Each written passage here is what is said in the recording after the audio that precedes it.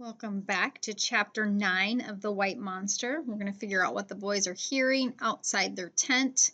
They have been staying in overnight. So here we go. Chapter 9. This time the noise was louder. "Who's out there?" Jordan yelled again. Silence. Then they heard a rattling noise, as if a bucket had been turned over. "Jordan, the tear," Lee whispered. "We can look through the tear." "Good idea," Jordan replied. As quietly as possible he removed the clothespins from the tear in the tent. Jordan peered through the opening and saw a heavy, squat, dark, furred animal rooting around in the snow a few feet away from the snowbank that held the dead man's body. He motioned at Lee to come and look. Lee peered out too. "What is that?" he asked. Just then the animal raised its sizable head. Its mouth was open, revealing 2 rows of very pointed teeth. "Look at those teeth and those claws." The animal was more than 3 feet long and looked like it weighed about 50 pounds. "It's a wolverine," Jordan whispered. "The Indians called it a glutton because it can never get enough to eat. It gorges on everything." "How do you know that?" Lee asked. "McGuire did that unit on predators," Jordan explained.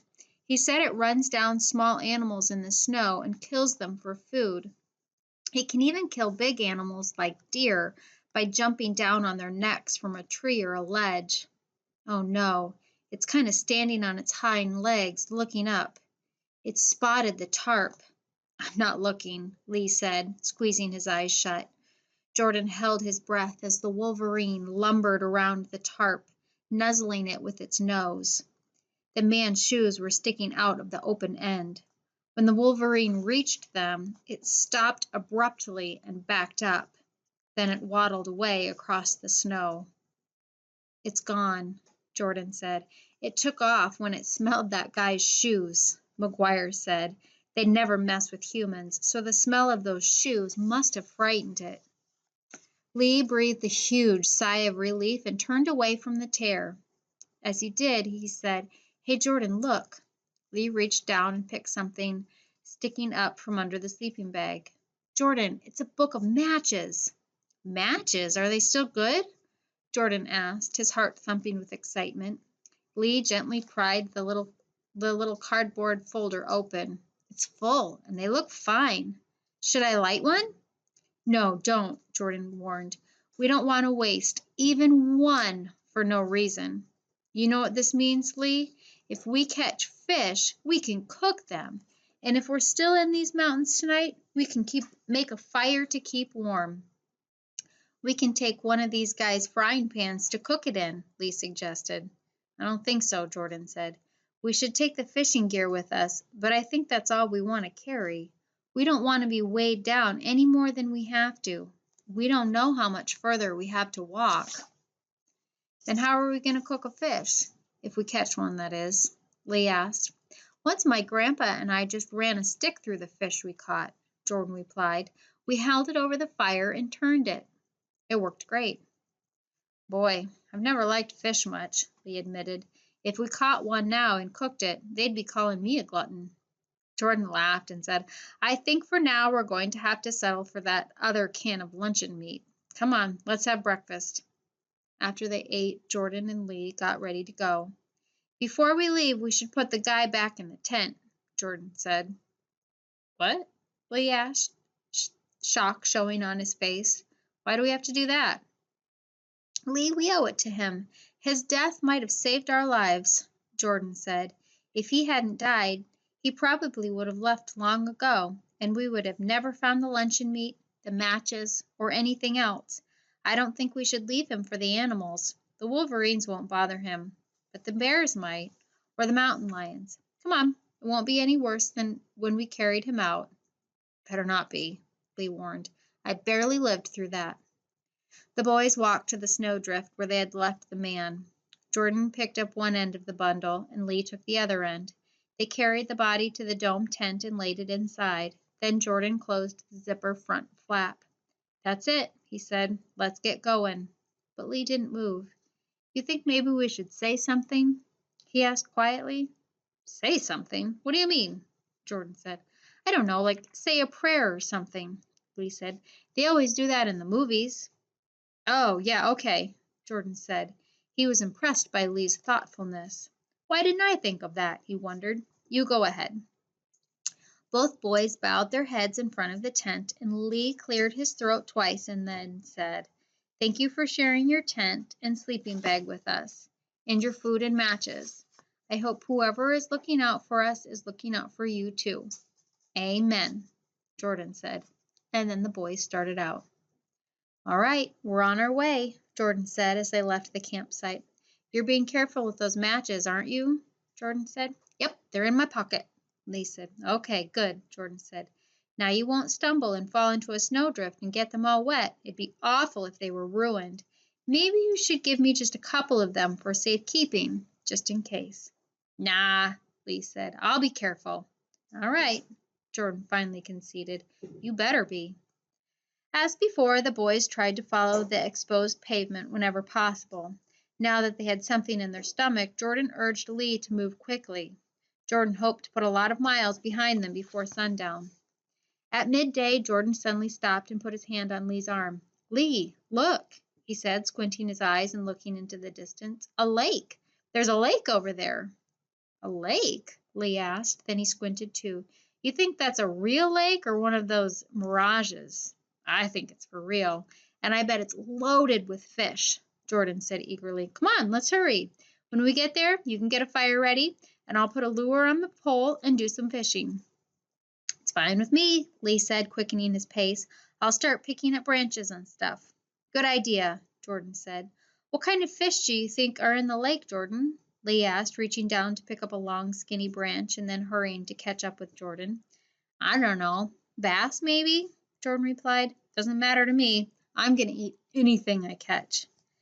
When they got within 100 feet of the lake, Jordan suddenly stopped. Oh, no, he moaned. It looks like it's frozen. No, it can't be, Lee cried. The two boys hurried over the last few yards to the lake and stared dismally at the icy surface. Do you think it's frozen solid? Lee asked, laying down his bundle of branches and sticks. It looks like it, Jordan said miserably. He hurled the fishing gear he carried out onto the ice. Guess we won't be needing this anymore. Oh, no, Lee said as the gear slid away from the shore. You never know. We might find a stream or something. Miss Quigley said streams don't freeze as easily because they're moving water. With that, he stepped off the shoreline and onto an icy surface of the lake. Don't, Lee, Jordan cried. Get back here. I'm fine, Lee assured him, moving toward the gear. You were right. It is frozen solid. No, Lee, don't trust it. Come back, Jordan yelled again. But it was too late. Jordan had only gone about 20 feet when the ice beneath his feet gave way, plunging him into the icy water beneath. Jordan, he screamed. Jordan, help me. Jordan looked around frantically for something long enough to reach Lee. He grabbed a branch from the pile Lee had been carrying. Jordan was tempted to race across the ice and grab Lee, but he knew if he did, they would both go down and they would both die.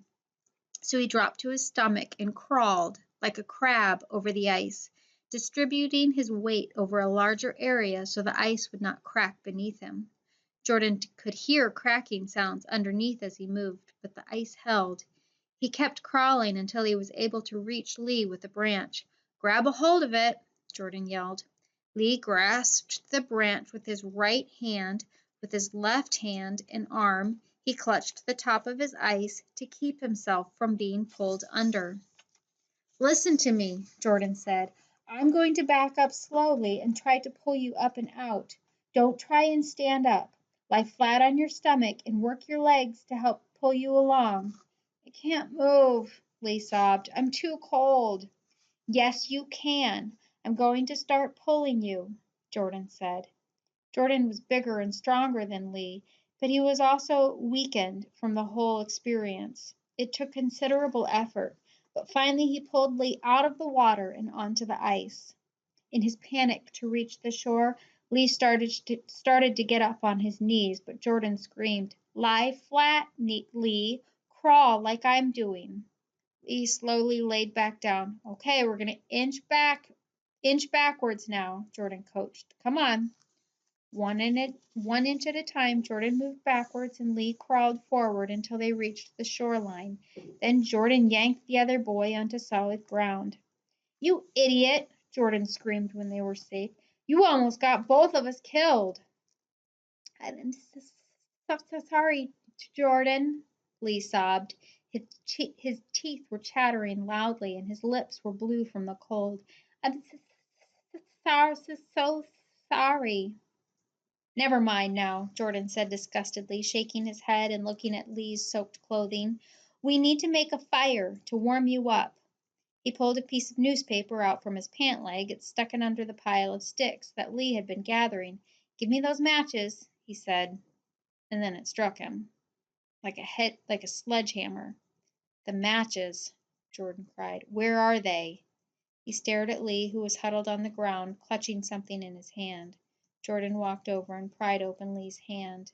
He removed the matchbook, soaked and crushed, and flipped the cover open. The white heads so full of images of light and warmth earlier were now crumbled like chalk under a thoughtless child's foot.